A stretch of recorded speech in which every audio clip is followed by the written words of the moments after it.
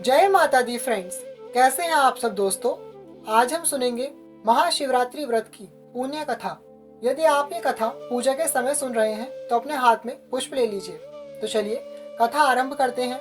हर हर महादेव। एक बार पार्वती माता ने भगवान शिव शंकर से पूछा, ऐसा कौन सा श्रेष्ठ तथा सरल व्रत पूजन है जिससे मृत्यु लोक के प्राणी आपकी कृपा सहज ही प्राप्त कर लेते हैं। उत्तर में शिवजी ने पार्वती को शिवरात्रि के व्रत का विधान बताकर यह कथा सुनाई। एक गांव में एक शिकारी रहता था। पशुओं की हत्या करके वह अपने कुटुंब को पालता था। वह एक साहूकार का ऋणी था, लेकिन उसका ऋण समय पर ना चुका सका। क्रोधवश साहूकार ने शिकारी को शिव मठ में बंदी बना लिया। संयोग से उस दिन शिवरात्रि थी। शिकारी ध्यानमग्न होकर शिव संबंधी धार्मिक बातें सुन रहा था। चतुर्दशी को उसने शिवरात्रि की कथा भी सुनी। संध्या होते ही साहूकार ने उसे अपने पास बुलाया और ऋण चुकाने के विषय में बात की। शिकारी अगले दिन सारा ऋण लौटा देने का वचन देकर बंधन से छूट गया। अपनी दिनचर्या की भांति वह जंगल में शिकार के लिए निकला, लेकिन दिन भर बंदी गृह में रहने के कारण भूख प्यास से व्याकुल था। शिकार करने के लिए वह एक तालाब के किनारे बेल वृक्ष पर पड़ाव बनाने लगा। बेल वृक्ष के नीचे शिवलिंग था जो बेल पत्रों से ढका हुआ था। शिकारी को उसका पता न चला। पड़ाव बनाते समय उसने 2 टहनियां तोड़ी। वे संयोग से शिवलिंग पर गिरी। इस प्रकार दिन भर भूखे प्यासे शिकारी का व्रत भी हो गया और शिवलिंग पर बेलपत्र भी चढ़ गए। एक प्रहर रात्रि बीत जाने पर एक गर्भिणी मृगी तालाब पर पानी पीने पहुंची।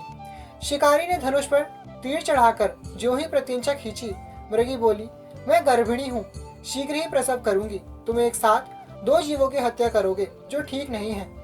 मैं अपने बच्चे को जन्म देकर शीघ्र ही तुम्हारे सामने प्रस्तुत हो जाऊंगी, तब तुम मुझे मार लेना।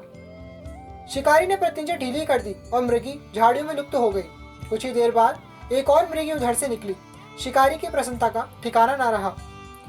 समीप आने पर उसने धनुष पर बाण चढ़ाया। तब उसे देख मृगी ने विनम्रता पूर्वक निवेदन किया, हे पारधी, मैं थोड़ी देर पहले ही ऋतु से निवृत्त हुई हूँ, कामातुर विहरिणी हूँ, अपने प्रिय की खोज में भटक रही हूँ। मैं अपने पति से मिलकर शीघ्र ही तुम्हारे पास आ जाऊंगी।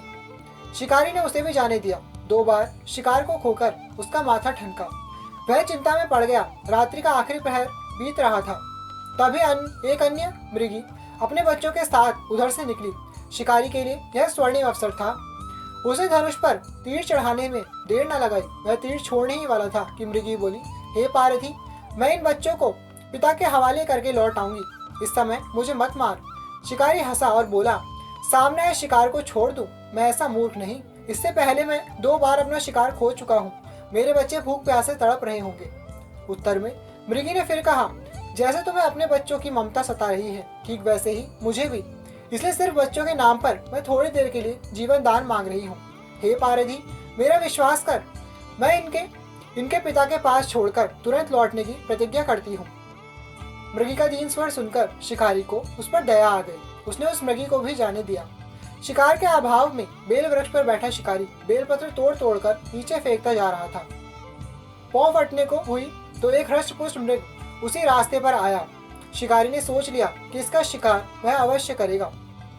शिकारी की तनी प्रतिज्ञा देखकर मृग विनीत स्वर से बोला, हे पारधी भाई, यदि तुमने मुझसे पूर्व आने वाली 3 मृगियों तथा छोटे छोटे बच्चों को मार डाला है तो मुझे भी मारने में विलंब ना करो, ताकि उनके इस वियोग में मुझे एक क्षण भी दुख ना सहना पड़े। मैं उन मृगियों का पति हूँ। यदि तुमने उन्हें जीवन दान दिया है तो मुझे भी कुछ क्षण जीवन दान देने की कृपा करो। मैं उनसे मिलकर तुम्हारे सामने उपस्थित हो जाऊंगा। मृग की बात सुनते ही शिकारी के सामने पूरी रात का घटना चक्र घूम गया। उसने सारी कथा मृग को सुना दी। तब मृग ने कहा, मेरी 3 पत्नियां जिस प्रकार प्रतिज्ञाबद्ध होकर गई हैं, मेरी मृत्यु से अपने धर्म का पालन नहीं कर पाएंगी। अतः जैसे तुमने उन्हें विश्वास पात्र मानकर छोड़ा है, वैसे ही मुझे भी जाने दो। मैं उन सबके साथ तुम्हारे सामने शीघ्र ही उपस्थित होता हूँ।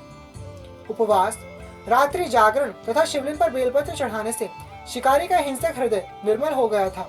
उसमें भगवत शक्ति का वास हो गया। धनुष तथा बाण उसके हाथ से सहज ही छूट गए। भगवान शिव की अनुकंपा से उसका हिंसक हृदय कारुणिक भावों से भर गया। वह अपने अतीत के कर्मों को याद करके पश्चाताप की ज्वाला में जलने लगा। थोड़ी ही देर बाद मृग सपरिवार शिकारी के समक्ष उपस्थित हो गया ताकि वह उनका शिकार कर सके, किंतु जंगली पशुओं की ऐसी सत्यता, सात्विकता एवं सामूहिक प्रेम भावना देखकर शिकारी को बड़ी ग्लानि हुई। उसके नेत्रों में आंसुओं की झड़ी लग गई। उस मृत परिवार को ना मारकर शिकारी ने अपने कठोर हृदय को जीव हिंसा से हटा सदा के लिए कोमल एवं दयालु बना लिया। देवलोक से समस्त देव समाज भी इस घटना को देख रहा था। घटना की परिणति होते ही देवी देवताओं ने पुष्प वर्षा की। तब शिकारी तथा मृत परिवार मोक्ष को प्राप्त हुए। हर हर महादेव दोस्तों, इस प्रकार से महाशिवरात्रि व्रत के दिन आपको एक कथा अवश्य सुननी चाहिए। यदि आप जानना चाहते हैं कि महाशिवरात्रि व्रत इस साल कब है एवं 4 प्रहर की पूजा का मुहूर्त क्या है एवं शिव पूजन की विधि क्या है एवं पार्थिव पूजन कैसे करें, इन सभी का वीडियोस हमने डिटेल में बना रखा है। उनका लिंक आपको डिस्क्रिप्शन बॉक्स में मिल जाएगा और आप ऊपर आई कार्ड में भी देख सकते हैं। यदि आप हमारे चैनल पर पहली बार आए हैं तो माता रानी के इस प्यारे से परिवार का हिस्सा बनने के लिए नीचे दिए गए लाल रंग के सब्सक्राइब के बटन को क्लिक कर दीजिएगा। यह एकदम निःशुल्क है और ऐसा करने से हमारी आने वाली वीडियो सबसे पहले आपको मिलेगी। साइड में जो घंटी है उसे भी जय माता दी बोलकर बजा दीजिएगा। कथा अच्छी लगी हो तो वीडियो को लाइक करना बिल्कुल भी मत भूलिएगा। सभी से इस कथा को शेयर करके सभी को सुना करके इसका पुण्य प्राप्त कीजिएगा। हमसे यूं ही जुड़े रहिएगा। अब मिलेंगे अगली वीडियो में और भी अद्भुत जानकारी के साथ। तब तक के लिए thank you all, love you all, जय माता दी, हर हर महादेव।